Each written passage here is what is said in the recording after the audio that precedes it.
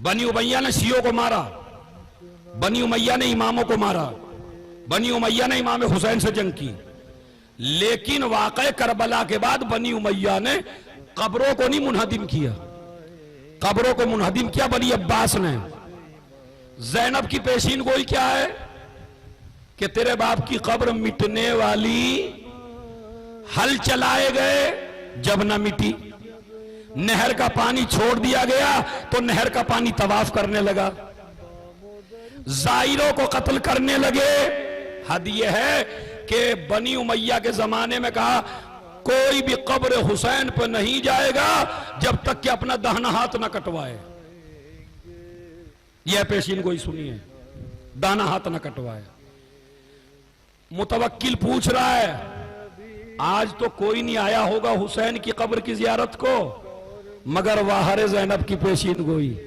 एक जवान निकला, एक जवान के पीछे दूसरा जवान निकला, दूसरे के पीछे तीसरा निकला। यही मसला होता है मेरे जवानों, कभी ये ना सोचा करें कि हम कम हैं। आप हक पर चलते रहिए, कारवां अल्लाह तैयार करता रहेगा। चला वो आगे, उसने कहा तुझे पता भी है सजा क्या है? कहा मुझे पता है। लो काटो मेरा हाथ, मगर हुसैन की कब्र को वीरान नहीं छोड़ेंगे। मुतवक्किल पूछवा रहा है आए लोग, दूसरे दिन फिर आया, कहा दाहिना हाथ कटेगा, कहा वो तो मैं कल कटवा चुका हूं, आज फिर जाओगे? कहा बिल्कुल आज भी जाऊंगा।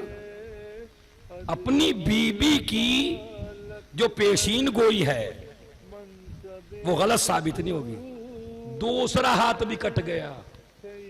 आप तो मजलिस में थोड़ी तकलीफ उठा के पता नहीं अपने को कितना बड़ा शिया समझते हैं। एक हाथ कटा, दूसरा कट गया। तीसरे दिन फिर आया, कहा फिर जाऊंगा, कहा बिल्कुल जाऊंगा। कहा क्या करो? कहा जो सजा देना चाहो। कहा दाहिना पैर काटेंगे, कहा काट दो।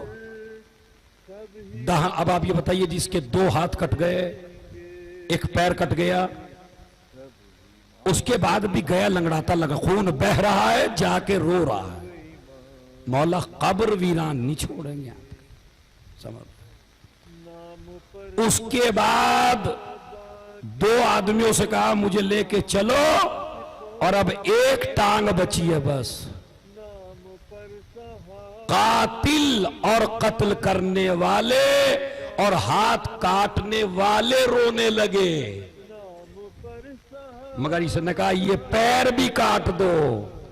उन्होंने कहा जब पैर ही काट देंगे तो जाएगा कैसे? कहा मैंने ऐसे वैसे इमाम को नहीं माना है, पैर तुम काटो, बुलाने का इंतजाम वो करेंगे। बस समझ रहे? इधर दोनों हाथ कटे, दोनों पैर कटे, डाल दिया ऐसे ही। अब ये जाहिर पहुंचे तो कैसे पहुंचे?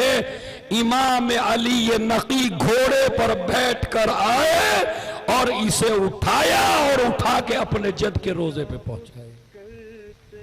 यह अजीजों, आज जरा अपना मोबाइल सर्च करके देखिए,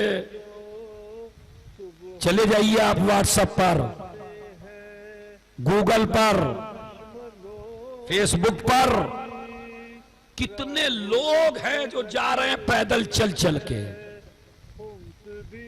और न पानी की परेशानी न खाने की परेशानी।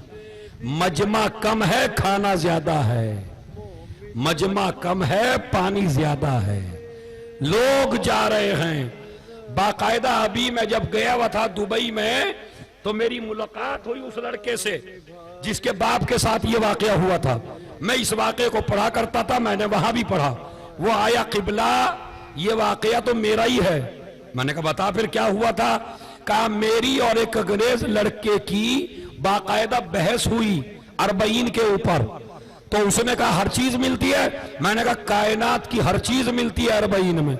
उसने कहा कि नहीं ऐसा तो नहीं हो सकता, कायनात की हर चीज। कहा बिल्कुल, कायनात के मौला हैं तो हर चीज मिलती है। वो गया 40 में, उसने चारों तरफ तलाश करके देखा, पिज्जे की दुकान कहीं नहीं थी, तो उसने देखा अब जब मैं ये कहता हर चीज मिलती है तो मैं इससे वो सवाल करूंगा जो इसके यहां दुकानों पे है ही नहीं। पूरे शहर पहले टहल के आया। अब ये बताइए जो इम्तिहानन गया हो उसने कहां कहां देखा होगा, मगर पिज्जे की दुकान इसे नजर ना आई। फौरन गया उसके पास, उस लड़के के, कहने लगा कि मैं मांगू तुझसे? कहा बिल्कुल मांग, मुझे इसी वक्त ताजा पिज्जा चाहिए। कहा बिल्कुल मिल जाएगा। अभी थोड़ी देर में क्या देखा कि एक आदमी बेहतरीन पिज्जा लिए खड़ा है कि लीजिए। इसने पिज्जे को लिया और बाद में उस आदमी को देखा तो पता चला वो आदमी नजर ही ना आया। कहता है भाई यहां तो पिज्जे की दुकान भी नहीं है, ये गरम गरम पिज्जा कहां से आया? एक मर्तबा कहता है वो जवान, मैंने कहा यहां का इंतजाम गैर मासूमों के हाथ में नहीं है, ये मासूमों की निगरानी में है। इतना खाना जिसको प्यासा मारा था, जिसको प्यासा मारा था। एक जाहिर और, चूंकि मैं भी 8 साल गया हूं मौला के रोजे पर, कुछ चीजें मैंने खुद देखी हैं। एक जाहिर का और वाकया वहां मशहूर है अरबों में कि हुसैन कितना चाहते हैं अपने जाहिर को। बस सुनिए मैं बताता हूं आपसे। एक और जाहिर है और वो पैदल चलते चलते चलते चलते पैर फट गए हैं, थक गया। उस वक्त अरबईन में इतनी भीड़ नहीं होती थी जब का यह किस्सा है।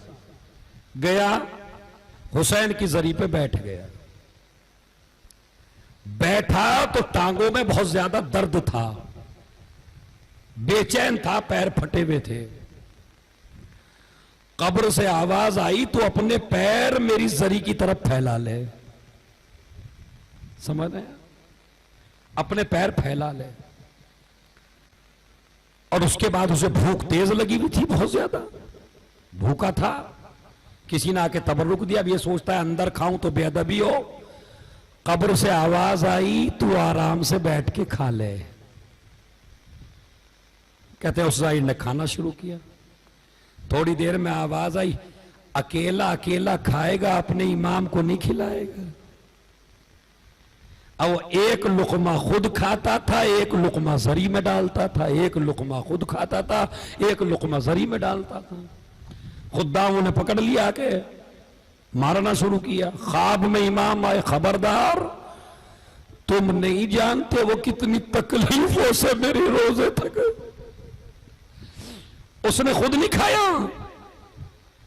मैंने उससे कहा था कि खा लो। जरी में उसने खुद नहीं डाला। मैंने कहा था तेरा इमाम भी बहुत दिनों से भूखा है।